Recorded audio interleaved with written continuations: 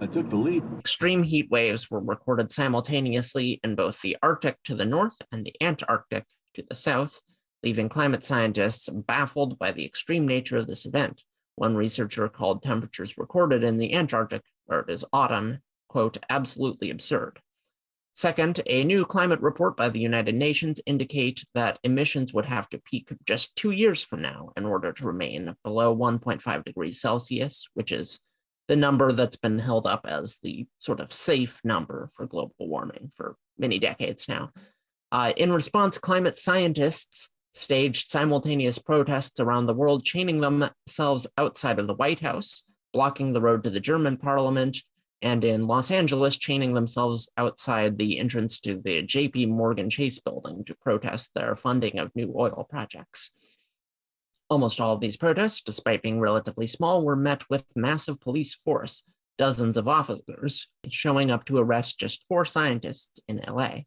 Said one of the LA scientists in an op-ed in The Guardian, quote, "How can I plead any harder? What will it take? What can my colleagues and I do to stop this catastrophe unfolding now all around us with such excruciating clarity?"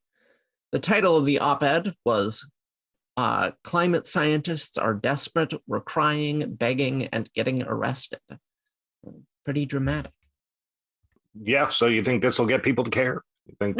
No, but I mean, look, it is the long game. I was actually reading, it doesn't matter why, about like civil rights history the other day. And I feel like a lot of people kind of think of like the civil rights movement as starting with MLK and stuff.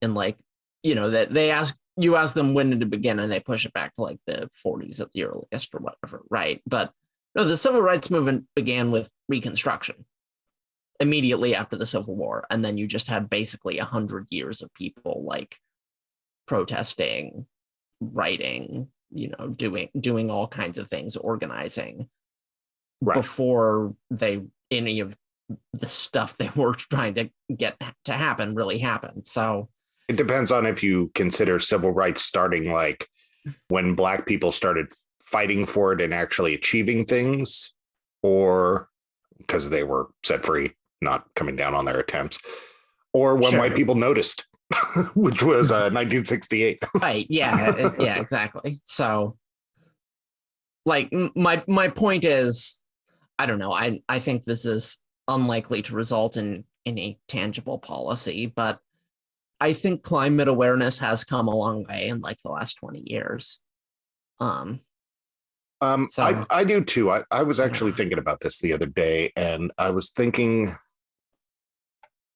that it's too bad that we can't have a smart conversation about this, the world, not you and me. That we can't have a smart conversation about this, because I was doing something with carpet cleaners. You know, one of my many jobs is helping carpet cleaners marketing, and they had some guy talking about protectorant, and it's spray on plastic, basically. Mm-hmm. And he said, yeah, it's, you know, there's some eco stuff, California, so on and so forth. This may get blocked and people won't be allowed to have this anymore. And people are just all, well, that's bad for the environment to spray around persistent chemicals into the environment. And his argument was, yes, a wool rug should last 100 years, but in his opinion, carpets and rugs don't wear out, they ugly out.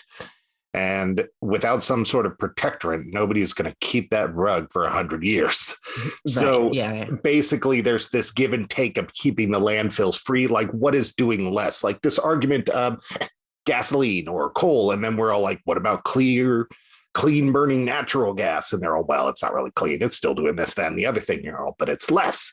Should we have that realistic discussion where we at least move in the right direction together, but we can't even really do that, you know? Yeah. I'm not sure if I made a point there, but there is a point there with the rug and the protector. Well, yeah, I mean, I think maybe your point was that people... I don't particularly have a point. It just made me think, you know, but go ahead. Yeah. I think it goes to show that like the issue is not like the structural like engineering element of the rug. The issue is like people have rugs because they want to have a clean rug that makes them feel nice, right? And that's Right. perfectly realistic. So it's like, I think a lot of times technical aspects of like what can we do to solve this issue ignore sort of the human, like, okay, but how are people going to actually act? I don't really think that's what's going on here, though, What do you? because like most Americans want action on climate change. Mhm. It's about 30% or something that just doesn't think we should do anything, doesn't think it's a real issue, something like that. Actually, it might be a little higher. I'm not sure. I haven't looked recently, but anyway, so it's a big portion that doesn't think we should do anything like that. But like most people want it, and our political system is just so dysfunctional that like we are unable to act even on things where there's like a clear majority of people want action, right? So the root problem here, I think, is not lack of awareness. I think the root problem is our government doesn't work. Yeah, and I also think people lie a lot. Because the question isn't really, do you think we should do something about this? The question ultimately is, are you willing to be a part of doing something about this? True, yeah. And I don't think people are answering that question. So like with the carpet thing, basically, I don't want to buy a wool rug because I can't keep it clean. I'm going to buy the nylon carpet, and so because I can keep that clean, where maybe the spray protectorant. Now, it sounds like I'm selling carpet protectorants, but you get my point, is that there are steps along the way. Natural gas is an example. I was about to say prime example, but frankly, I don't know that much about it to even give it that label. But you get what I'm saying. Yeah. But we'll never be able to get there. So it's kind of like we're all like feast or famine, all or nothing in order to get anything done. And right. I mean, doing all. Yeah, well, our current political system is like every 30 years or so, one party takes control of all branches of government and has a supermajority proof like majority in the Senate. And at that point, they can pass one bill, right? Yeah. And when that happens, what they're going to choose is not climate change, right? If it's the Republicans, it's going to be tax cuts for the rich. And if it's the Democrats, it's going to be a healthcare thing that is lackluster. Right? Yeah. It's not going to be climate. So and sadly, this is something that really, like, you can help on a state level, but you definitely can't solve climate on a state level because you can't even solve it on a country level. No, but it would definitely. I think the U.S. is actually a really big sticking point in a lot of these negotiations. Because the argument of like India and China and stuff, who are really big polluters, are basically you got to use this polluting technology for hundreds of years and it made you rich before you had to modernize. So we should get that same courtesy. And if you don't want us polluting the planet, great, use some of your ill-gotten gains to pay for us to modernize. And frankly, I think that's a perfectly reasonable argument.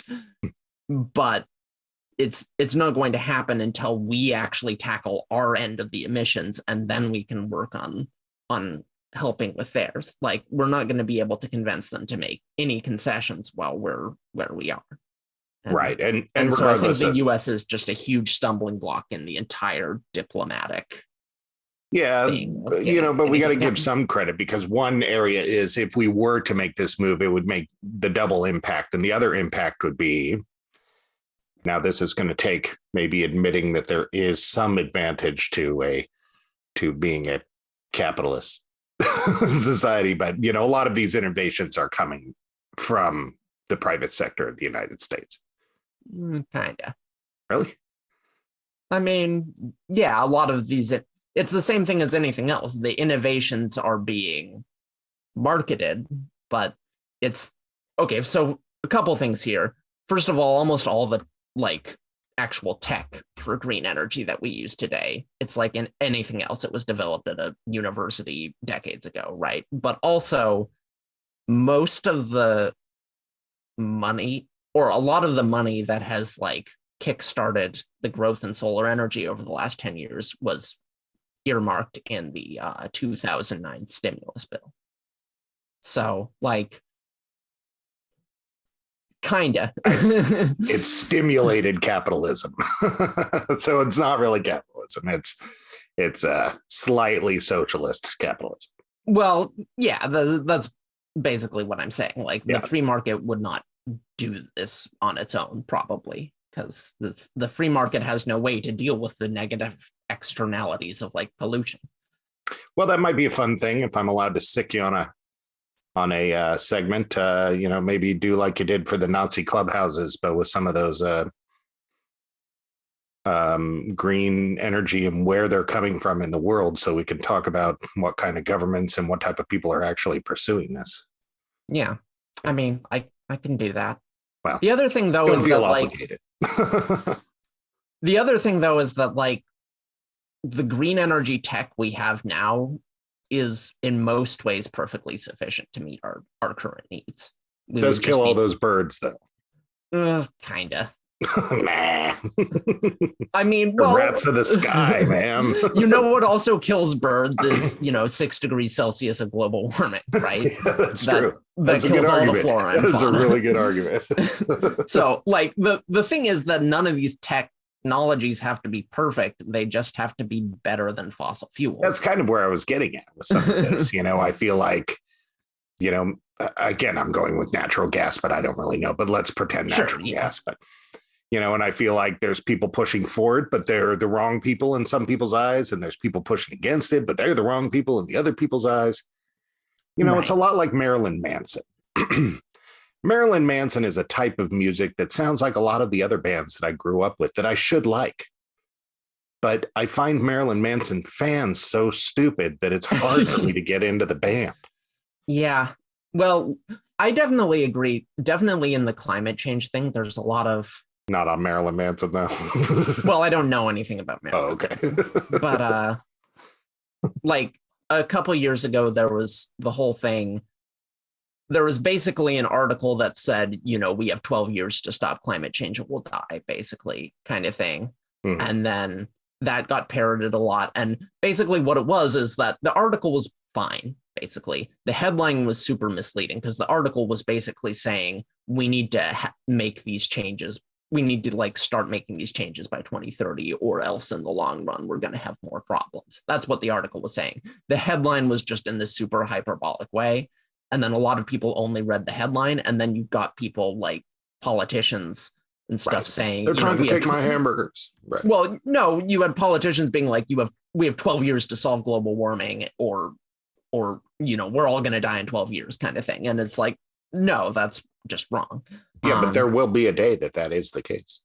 Yeah, well, what I'm saying is, I thought you were pointing out that a lot of progressives on this issue are unbearable, and I think that's true. Not unbearable, but unbearable to the people on the other side. I didn't necessarily. Oh, well, yeah, but yes, there are also people who are just unpleasable, and there is no right answer for those people. And yes, there are absolutely those on both sides. But I just meant that both sides see the other as demonized. So even if they say something smart, I can't even hear it. Okay, I'm not that going to say something perhaps controversial. Oh, good. I think that the left and the right are never going to come together on this, which is not the controversial part. Therefore, it's the left's job to just steamroll the right, basically. Unfortunately, that's how the right feels. I know. They have to lose or we die. I see. So it's a kill or be killed situation? Yes. And okay, I say or we die. It's very hyperbolic. Our way of life dies. Yeah, maybe. The most likely thing that will happen with climate change is that it's really, really going to suck for developing countries. There will be mass migrations, and basically life will just be a lot worse, but we will eventually solve it. And then we'll just continue in our worst world for a long time. And most of a lot of poor people will die. I think that's the most likely thing that will happen. I think there is also a chance that our civilization will just collapse. I think that is a chance. It's not a huge chance, but it is there. Well, magically, somehow we could figure out how to terraform Mars, even though we can't figure out how to get carpet protector in out of the ground. Right. Yeah. Well, let's terraform our own planet first. once Right, yeah, we might exactly. need to. Yeah. Is it human or inhuman? Earthly or unearthly? Baffling questions, astounding questions that not even the world's greatest scientific minds can answer. Gentlemen, do you realize what we've found? A being from another world, as